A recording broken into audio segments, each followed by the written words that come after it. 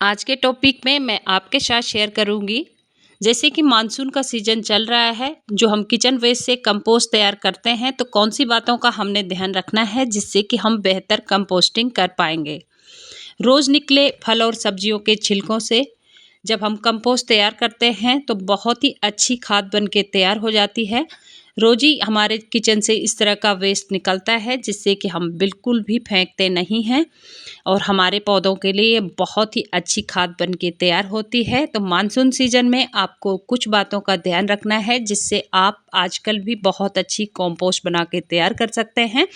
साथ ही मैं आपके साथ शेयर करूंगी कि कंपोस्ट जब बन के तैयार हो जाती है तो उसे किस तरह से स्टोर करना है ताकि वो लंबे समय तक हम अपने पास स्टोर करके रख सकें।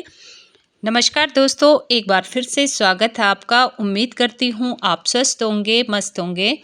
तो सबसे पहली जो बात है जिसका हमें ध्यान रखना है कंपोस्ट बनाने के लिए, वो है कि जो मिट्टी हम यूज करते हैं कंपोस्ट बनाने में, जिस दिन धूप होगी आपको अच्छी तरह से मिट्टी को सुखा लेना है और किसी बाल्टी या टब में अच्छी तरह से ढक के रख लीजिए, या स्टोर आपके पास होगा तो स्टोर में रख लीजिए जिससे कि ये मिट्टी में नमी ना बने, बारिश के पानी से बच सके।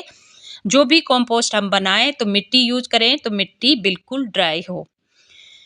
फिर देखिए इस तरह से जो खाद हमने किचन वेस्ट डाला है तो ऊपर से जब हम मिट्टी की लेयर डालें तो मिट्टी सूखी है तो अच्छे से इसका बैलेंस बना रहे और जो कंपोस्ट बनेगी उसमें बहुत ही अच्छे से ये मदद करेगा।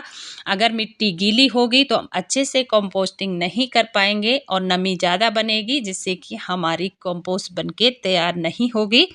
तो इस बात का आपको ध्यान रखना है। नंबर 2 बात, अगर आप पत्तियों का भी यूज़ करते हैं तो जो पत्तियाँ हमारे गार्डन की होती हैं उनको आपने अच्छी तरह से सुखा के इस तरह से स्टोर कर लीजिए। सारी चीज़ों को हम अंदर नहीं रख सकते, इसलिए आप कहीं पे ढक के रख लीजिए। तो देखिए जब कंपोस्ट बन के तैयार हो जाती है तो उसको स्टोर करने के लिए आपने देखिए कितनी अच्छी कंपोस्ट बन के तैयार हुई है। तो जिस दिन धूप होगी आपने इस तरह से फैला लेना है। अच्छी तरह से फैलाने के बाद आपने उसे धूप में रखना है जिससे कि इसमें जो भी नमी है अच्छी तरह से सूख जाए। सुखाने से कोई भी फंगस खाद में नहीं लगता है और जो खाद बन के तैयार होती है सारे ही न्यूट्रिशन इसमें हैं। हम जब भी अपने पौधों को इस खाद को देते हैं तो सारे ही पोषक तत्व हमारे पौधों को मिल जाते हैं इससे। तो इसलिए इसको अच्छी तरह से सुखा के हमें स्टोर करना है ताकि हमें इसे स्टोर करने में कोई भी दिक्कत ना हो और लंबे समय तक हम इसे यूज कर सकें। तो देखिए अच्छी तरह से सूख गया है 3-4 घंटे तक। उसके बाद हमें इसे छानना है। छानने के लिए मैंने यहाँ पे ली है ये वाली छन्नी, जो कि सब्जी की टोकरी है। मोटे मोटे इसमें छेद हैं तो अच्छी तरह से मैं इनको छान लूँगी। इस तरह से छानने के बाद जो ऊपर से बचता है उससे हम दोबारा से फिर कंपोस्ट में डाल के यूज़ करेंगे और जो बारीक हिस्सा है वो हमारी खाद है जो कि बहुत ही अच्छी खाद बन के तैयार हो जाती है। तो उसको हम अपने सारे ही पौधों को दे सकते हैं। तो इस तरह से कुछ बन के तैयार होती है। तो आप किचन के फल सब्जियों के छिलकों को वेस्ट समझ के बिल्कुल भी मत फेंकिए।